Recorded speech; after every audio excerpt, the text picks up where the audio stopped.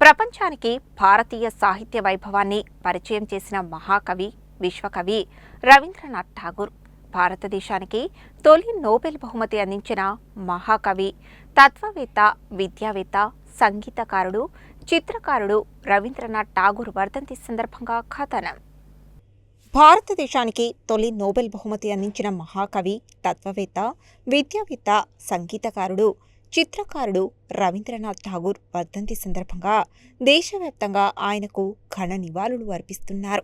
1941 August 7న ఆయన కన్నుమూసిన తన రచనల ద్వారా నేటికి కోట్లాది మందికి స్ఫూర్తినిస్తూ చిరస్మరణీయుడుగా నిలిచారు. 1861 మే 7న పశ్చిమ బెంగాల్లోని కోల్కతాలో జన్మించిన రవీంద్రనాథ్ ఠాగూర్ చిన్ననాటి నుండే సాహిత్యం, సంగీతం, కళలపై ఆసక్తి పెంపొందించుకున్నారు. కవిత్వం, నవలలు, నాటకాలు, కథలు, వ్యాసాలు, గేయాలు వంటి అనేక ప్రక్రియల్లో ఆయన విశేష కృషి చేశారు. 1913లో ఆయన రచించిన గీతాంజలి కవితా సంకలనానికి సాహిత్యంలో నోబెల్ బహుమతి లభించింది. ఈ ఘనత సాధించిన తొలి భారతీయుడిగా, తొలి ఆసియా వ్యక్తిగా చరిత్రలో నిలిచారు. ఆయన రచనలు మానవతా విలువలు, ప్రేమ, ప్రకృతి, ఆధ్యాత్మికత, స్వేచ్ఛ, జాతీయత వంటి అంశాలను ప్రతిబింబిస్తాయి.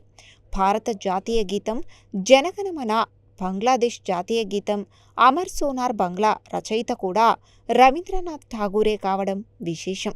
ఆయన స్థాపించిన శాంతినికేతన్ విద్యా సంస్థ అనంతరం విశ్వభారతి విశ్వవిద్యాలయంగా అభివృద్ధి చెంది భారత విద్యారంగంలో ప్రత్యేక స్థానాన్ని సంపాదించింది. సాహిత్యంతో పాటు సమాజ సంస్కరణలు, విద్యాభివృద్ధి, గ్రామీణాభివృద్ధిపై కూడా ఠాగూర్ విశేష దృష్టి సారించారు. భారత స్వాతంత్ర ఉద్యమానికి ఆయన నైతిక మద్దతు ప్రకటించారు.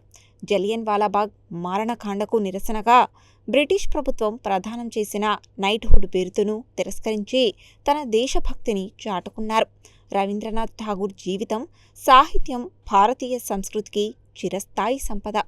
ఆయన చూపిన మానవతా మార్గం, విద్యాతత్వం, సాహిత్య స్ఫూర్తి భావితరాలకు ఎల్లప్పుడూ మార్గదర్శకంగా నిలుస్తూనే ఉంటాయి.